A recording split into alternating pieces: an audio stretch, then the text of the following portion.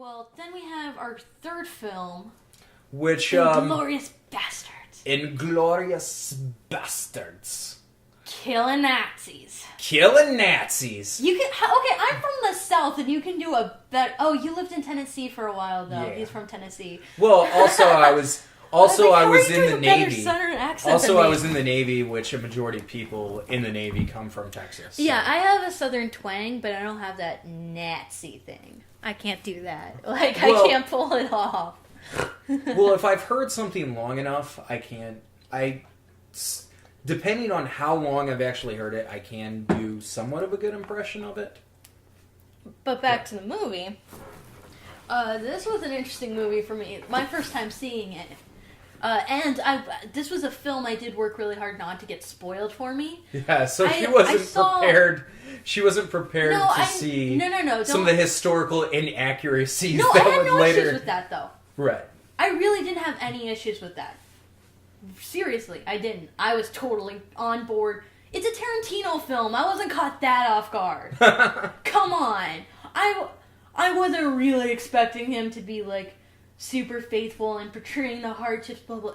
I knew what I was getting into just because it was a Tarantino But flick. the movie kind of tricks you at the beginning. No.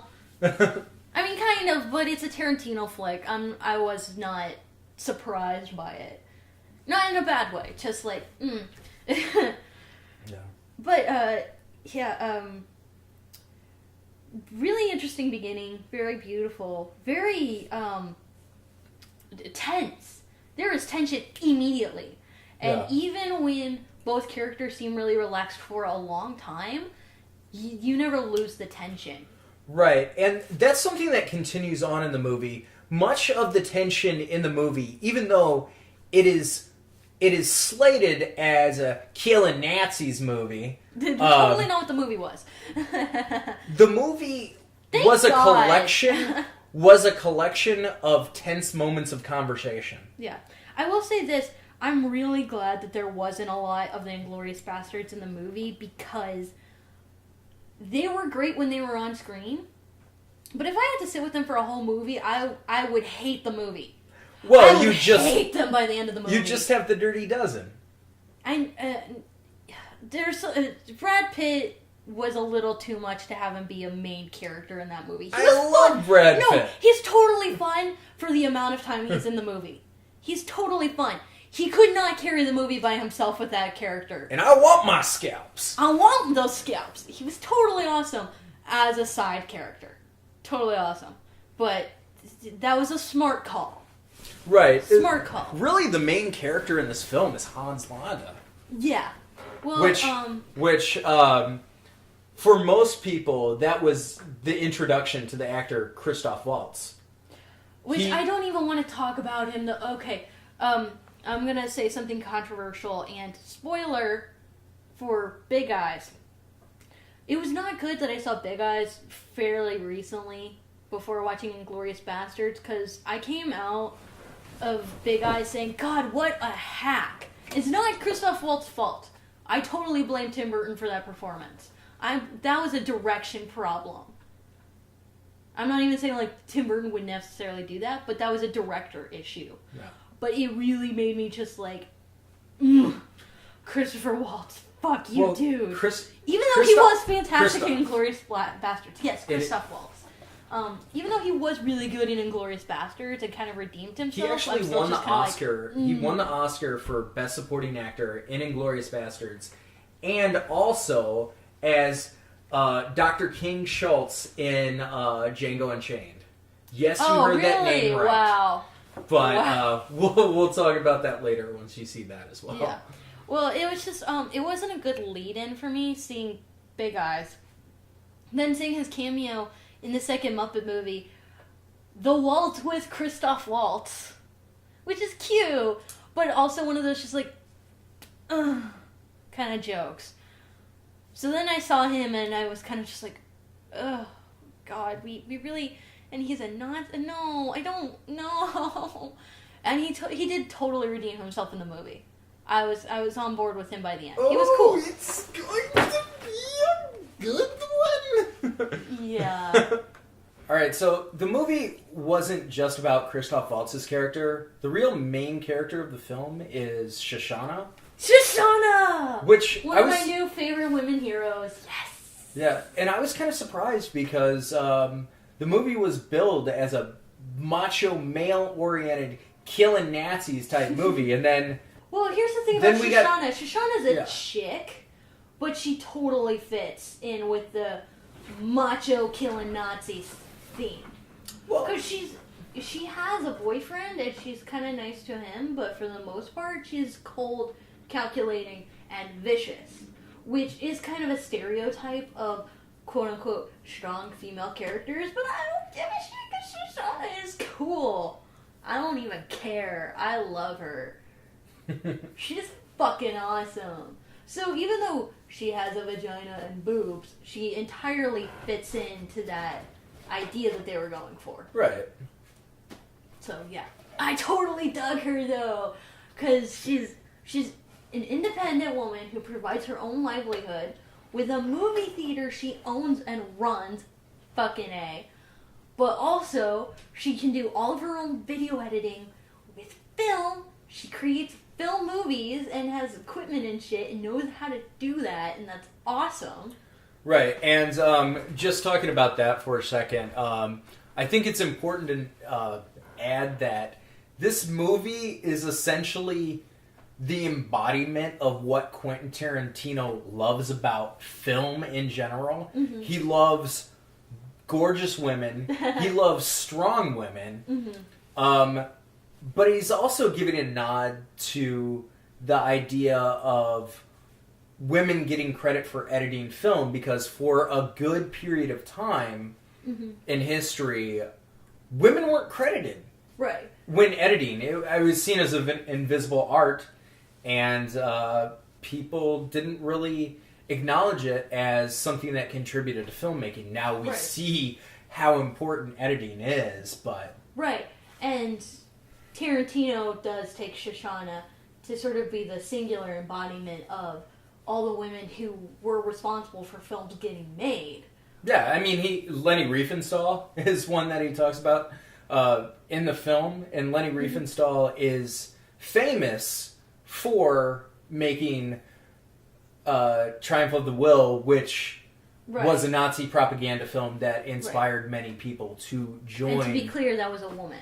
Yes, just to join the Nazi party. Yeah, even in a more Western context, Donna Reed, who's, this quintessential pin-up, ooh, perfect housewife. Donna Reed herself was actually an uncredited writer, director, and executive producer for her show. She was, really one of the first major, powerful, television creators who was a woman. Was she given credit for that? No. Some bullshit. Totally some bullshit, because the Donna Reed show was her freaking baby. As bullshit as that show was, she totally ran that shit, man. And at the time, it worked for her. Well, props up. I mean, I won't watch it, but props up. No, I'm not saying watch it, but, for that time period, that's pretty cool. Yeah. And it was cool to have Shoshana be, this sort of Rosie the Riveter impersonation, where she's, showing all the quote-unquote invisible women in the industry at the time period. Right. Totally cool. And she uses cinema as a weapon. Yeah, because the nitrate in all the film is highly flammable, and she burns the mother to the ground. Well... Yes. And there's a scene where she's getting primed. She plans for it to. Well, but she dies beforehand. Well, she still succeeds-ish. Her plan totally succeeds, but she dies before then. She wasn't coming out of there anyway. Yes! She and her boyfriend were going down with that ship. She didn't plan on getting shot to death. Right. But she knew she wasn't coming out of that theater alive. And she didn't care. Yeah, she totally did it anyway. Fucking A, man. Dying for your ideals, it's odd. You don't see a lot of women do that, though. It's kind of interesting. You don't see a lot of chicks do that in movies or books. They don't usually die for their ideals, unless they're Joan of Arc. It is kind of interesting that during a time when suicide bombing and suicide attacks are so looked down upon that there's a movie that's essentially glorifying it. Yeah. But she's cool because there is that scene where she's primping, but she please hot. Clarify. She does her makeup. She gets in her pretty outfit. She does her veil just so it's very. We have guys that listen to this that might not know what that is. That's fine, but like it's a very girly moment, and she looks smoking, but she doesn't ever really use her sexuality as a weapon. I love that part where she almost puts it on like a war paint. Yeah, she puts the blush on like war paint. Yeah, awesome. But other than that scene, to a Pink Floyd song. Yeah, totally awesome. But except for that scene where she's in the theater, most of the time she's wearing men's clothes. And even when she's all dolled up, she never uses her sexuality as a weapon until right before she dies. Right, and she never gives in. She doesn't give in. She gives the notion because there's this Nazi officer that's in love with her and all googly eyed over her. And then he's basically saying, I was gonna say he basically says he's gonna rape her, but that's not really true. But he's like, nobody says no to me, bitch. Kind of. It's possible it's a little that rapey. I don't mean to call rape, but it kind of is. No, it's possible that his intentions were completely that, but it's unclear based on the actions. But then she says, lock the door. Didn't you hear me? Just lock the in her sort of fashion. So there's that one moment, but that's it's. Yeah. It's not like that's her thing, like Black Widow or something, where that's her weapon is her sexuality. She just kind of uses it in a quick jam-ish, and then she just immediately kills the motherfucker. I'm so pissed that he killed her. I'm not pissed that she died, but I'm pissed that he killed her because he was an asshole. Yeah. And then the other woman was killed by Hans Landa. Choked her out because he figured out that her shoe was the one in the bar that got shot up. With a little Cinderella scene. Yes, and also a nod to Quentin Tarantino's foot fetish. Of course. Yes. Anybody who... If you're not aware of Quentin Tarantino's foot fetish... You need to be. You do need to be aware of it. Because, okay, so what's the conversation that they have in Pulp Fiction about the guy, beating another guy up? It was over a foot massage. Right.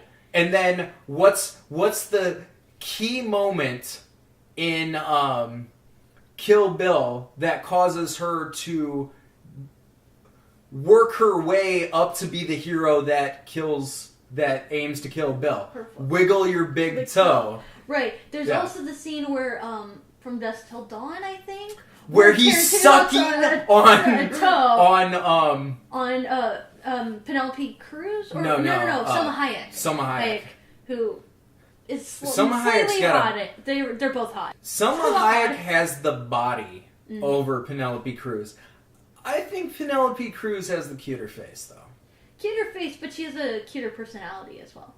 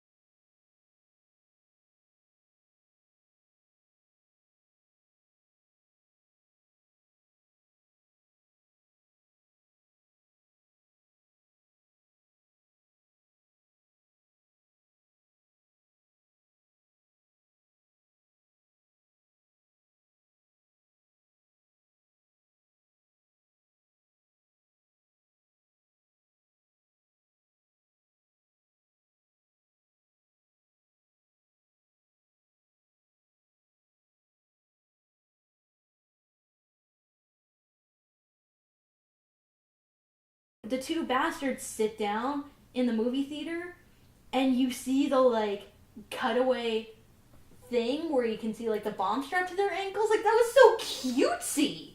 I was like, is this really a Tarantino film? He's done that before. Kill Bill not only has anime, but it, like, switches to black and white. No, but what I'm saying is that's what I'm saying. His stuff is eclectic, but it works. In this film, it did not work for me. It was, like, too Pulp Fiction, little... Don't Be a Square. No. That's another one. I know. And in those films, it worked because it was over the top enough and done enough throughout the movie that it worked. In this film, it was so minimal on the style and substance that when it popped up, it was just random. Like, it just really rubbed me the wrong way. I didn't dig it in this movie. I don't think it was random, but... Like, every time it was entirely different. There was no cohesive feeling to the movie, even though it also wasn't eclectic either. That's what I'm saying. It wasn't one or the other. It was just kind of, like, boring, but distracting. There wasn't enough substance to the style in this case, which usually packs in spades. I'm usually totally on board with that stuff. So, on to Hugo Stiglitz. Yes! Totally dug Hugo Stiglitz out of the Bastards. He was my favorite. Yeah, he was really brutal. Well, he was brutal, but I liked his backstory the most. But Hugo Stiglitz was actually a real person. Really? Yeah, he's the only bastard that is actually based off a real person. Really? That's interesting. Yeah. I dug the fact that he disguised himself as a German officer and then killed a bunch of German officers. And went to prison for it and thought he was gonna die. And then when the bastards came to bail him out, he was like, cool. Like, so nonchalant about it. He's like, cool. So, the movie was advertised as the Inglorious Basterds, you know, the... Yeah, and like I said before, I'm glad that they were a more bit part and he focused on better things. And there were three teams that had the same mission in the film, which I thought was also interesting. They were all trying to blow up the theater. Yeah, everyone wanted to blow up the theater. Everyone had the same idea at the same time, and that ended up just fucking everybody up. That was funny. But essentially, they all would have died anyways. Yeah, they all would have died anyways. That was pretty funny. But it was, I really dug the scene in the bar. That whole scene, and that was a long scene. Yeah. And I dug every second of that. That was my favorite part, I think, of the movie. Even though Shoshana wasn't in it. What was that game called that they played?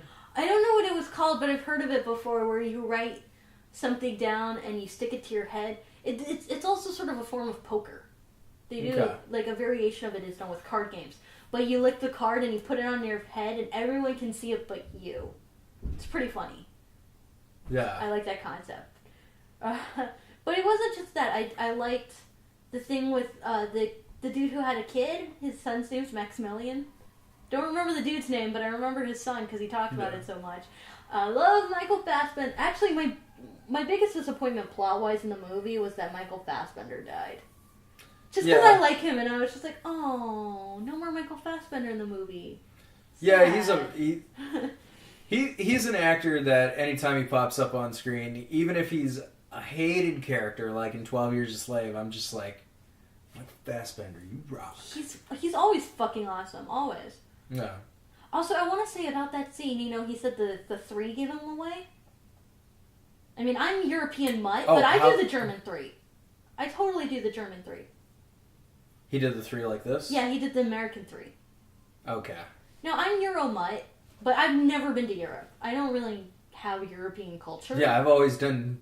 You do the American 3. I've always done the German 3. I have no idea why. It's just comfortable. I don't know. It's just comfortable. Sorry. I don't know, this... Might be a little germophobic for me to make fun of that, but yeah. No, but I mean, like, I have some German in me, but I know nothing about German culture at all. Like, not even a little bit, not even really interested. But I totally do the German 3. I had no idea that was a thing. American 3 and German 3? And I totally said germophobic, didn't I? You totally did! Oh, man. You totally said germophobic.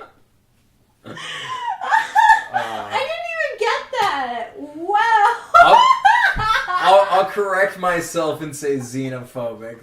That works. But it's not all foreigners, it's just Germans. Oh my god, I can't believe it. I didn't even notice until you brought it up. That is fucking funny, dude. Oh man. You see it's a disease. Oh god. But that entire scene was great from beginning to end, and the build up and the tension. You commit mass genocide. We can make fun of you a little bit, so long as you are white. Yeah. I think it's super bizarre. Going on a little bit of a tangent. I think it's super, super bizarre that like every comedy act has to make a joke about Jewish people, even if it's only saying the word Jew, which is super weird to me. I don't get it. But it's totally a thing. I think it's mainly because the entertainment industry is owned by Jewish people, so like might as well make fun of your boss every once in a while. You said that. Okay. No, I'm just saying everyone is free to express their own opinions, but I'm just saying in this particular case you said that. I did not say that. But it's just really weird that like yeah, I get the, like, mass making fun of Nazi thing. Makes sense. Totally understand that. And, like, sort of haphazardly throwing that term around. But for Jewish people, like, it's really weird. Because most people don't make fun of Jewish people for being Jewish. Most people don't make fun of Jewish people. They just have to say Jews. You know what I mean? Like, it's super weird. I don't know. I think people get a rise of, like, saying something that's kind of taboo. Yeah. I mean, even Louis C.K. does that, but he does Louis more C.K. stuff. has said the N-word too. So. Well, right, but he has a little bit more substance. Like sometimes he really does come on and just say Jews, but then sometimes he's like, "Oh, I just love Jewish girls because they give really rough hand jobs or whatever." You know, that's so specific. Yeah, he says that, but he's like, "But it fucking rocks that they give like really rough hand jobs." You know, whatever. So, like, at least that, like, I kind of get that a little bit more. Anyways, I say that like I really know a whole lot about the comedy industry. That's just something I've noticed that I always thought was kind of weird. But back to the movie, that whole scene in the bar is a really long scene. Yeah, like, part of me thinks I'm talking about from too long. I was totally fine with it. Yeah. I was 100% fine with it. But, like, from when they first start partying to all the way when the Inglorious Basterds come into the picture. Like, if you go through the whole scene, that's pretty long, but it was totally cool. I was 100% into it, and the rise in tension was awesome, and after the shootout happened, I was kind of glad the scene wasn't over. Well, this here's a Mexican standoff. What do you mean? I have a gun. And then he's like, well... My man out there got grenades and they're going to come down here and kill you, so that, my friend, is a Mexican standoff. Like, he says it so rapid fire like that, too. Just like, no, I'm from Tennessee, y'all. Yeah. I'm from Tennessee, I don't want to kill Nazis, and I'm part Native American. Quarter Apache? Quarter Apache. I'm quarter Apache, y'all. I don't even know if that's true. Brad Pitt or the character? The character. Yeah, I really don't know. They call him the Apache, but he doesn't really talk. Well, I mean, they sort of do, but it's kind of one of those things like Nazis, whatever. And he likes barbecue. It's kind of one of those. It's kind of one of those things where it's like, oh, so you just like adopted the culture, or like you actually are. We don't know. Right. I'm gonna assume that he wasn't and just liked it. I speak the best Italian out of anyone. Yeah, that is that's what gives it away for me. No, but I bought into that so much that I was like making fun of his Italian, even though like I know that was the joke, but I was like I bought into the joke that much. Arrivederci. Arrivederci. Gracias. Grazie, y'all. I speak Italian.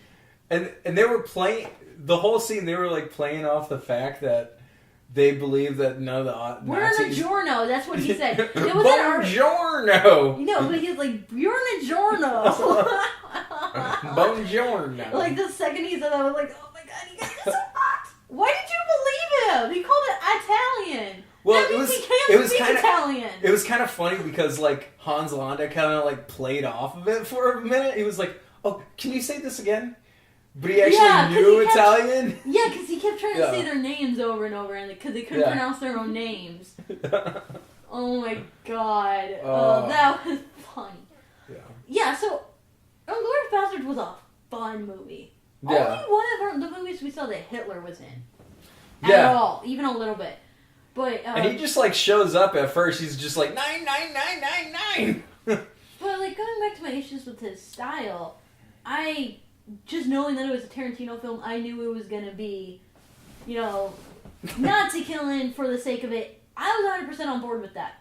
Yeah. Totally fine with that, and because that's the kind of movie he was gonna make.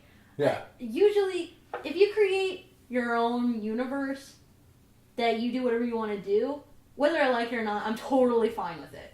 Yeah. And I was into it. Yeah, Quentin Tarantino now seems to be going on this whole revisionist history thing. Yeah, and he's doing his own thing for his own sake, and it's working for him. I'm totally fine. Yeah, except apparently the script for his newest film got leaked, and then he said he wasn't going to make it for a long time, and then he decided to later on. Oh, yeah, the Hateful Eight? Yeah, the Hateful Eight. Yeah. I like the teaser trailer for that where you don't see anybody or any of the action, but it still looks cool. That teaser trailer is awesome. But Quentin Tarantino is a brand. Yeah, he kind of is, but it works for him. Yeah. Yeah, because he does him. Whether you like it or not, he does his own thing. Yeah. He has yet to sell out, and he has yet to really fall beneath his auteur status. And if you watch a Quentin Tarantino movie, you know what you're getting into. Yeah, exactly. You're going to get into long conversations. Yeah. There's going to be graphic violence as well. But I like that he does both. Yeah. He has the fun popcorn, hell yeah, rah rah, and he has the philosophical, thoughtful, long debate edge going. That's fun that he has both. I like that. So overall, what did you think of Inglorious Basterds? I dug it. Shoshana was the coolest. Yeah, I liked her. It was really fun for me to see it. I think this was the third time for me seeing it. I didn't actually see it on base because we were out at sea, but I bought it on Blu-ray and just kind of watched it then. Right. But yeah, I enjoyed it. Yeah. But I knew what I was getting into, and unfortunately, this was another movie that I got spoiled, where I didn't know they were gonna kill off Hitler. Oh, really?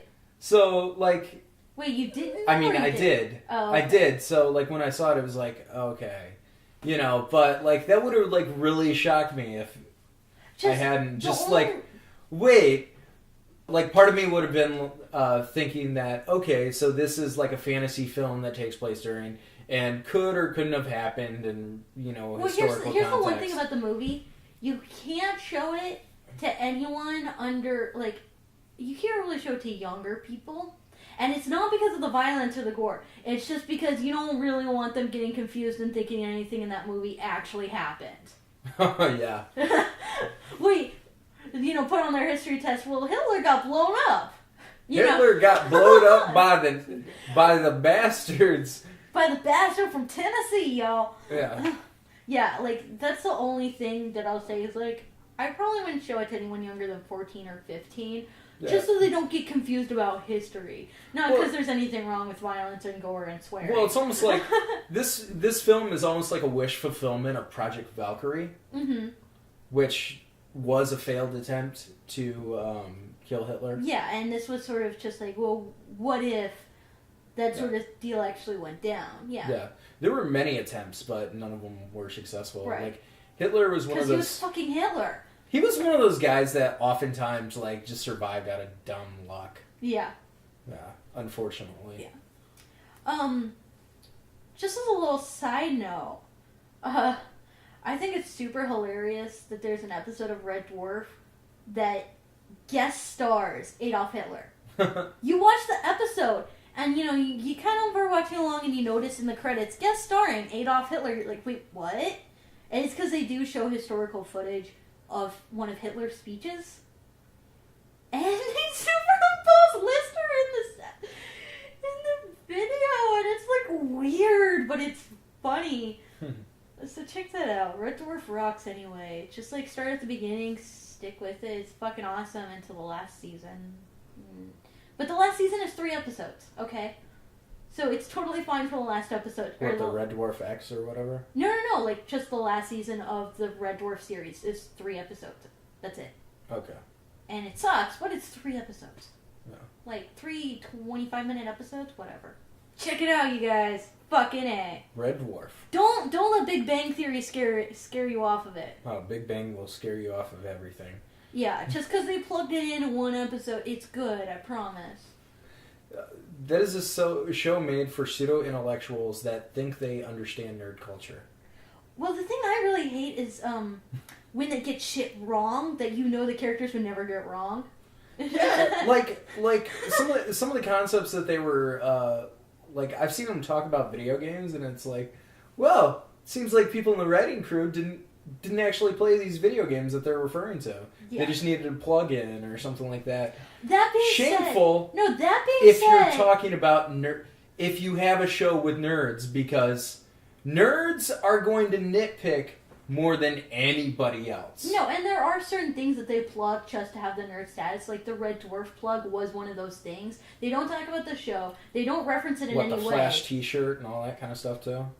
No, because they actually talk about the Flash. Okay. But, like, with the Red Dwarf thing, the only thing they did was he says, and I have the entire series of Red Dwarf on DVD. That's it. That's the whole reference. Like, they don't actually say anything about the show, except for vaguely plug it in because it's sort of obscure and nerdy. Alright, correct if we're wrong. We don't watch the show. I've seen every single episode by accident, essentially. But I have seen every episode. Okay. I'm not wrong on this. I apologize. I did not know that. I've only seen a couple episodes of the show. Both sides of my family, every single person in my family loves this show. Anytime we watch TV, we watch it. If anybody in your family is listening. It's fine. Like, it has its good points and its bad points. The worst point is the product placement. Well, as a nerd, I'm offended sometimes. And I know I made fun of nerds in our Firefly episode. But I am a nerd. I'm a movie nerd, though, which is a little bit more expansive than, like, one particular franchise. But even though you said the thing about video games, one scene in Big Bang Theory I do really love, like, my favorite ever moment in Big Bang Theory is the Red Dead Redemption joke. Oh, about the poker? No, it was, like, a long, ongoing thing that they did that was super funny. That one scene is actually really good and fairly comprehensive of nerdy culture. And the actual video game, Red Dead Redemption, and sort of like they tied in with Grand Theft Auto in a fun way. It was a good joke. It was actually really funny and intelligent. I was kind of surprised. Well, you can essentially play Red Dead Redemption like Grand Theft Auto, but it's not. No. That's not what they were saying. Yeah. That's not what they were saying. But like, you know, Sheldon's all mopey, and he's like, I'm going for a walk to clear my head. But he's talking about the avatar in the game. Yeah. He just has, like, his cowboy walking down the road. You know, Leonard's just like, don't you need to go outside for that? Blah, blah, blah. Whatever. They're talking. Sheldon's character goes into a bar. He's like, I'm gonna get something. Do you want anything? And Leonard says, no, I'm playing Grand Theft Auto later. Better not. You know, it was actually, there was more to it than that, but it was funny. That was actually a very clever moment. Yeah.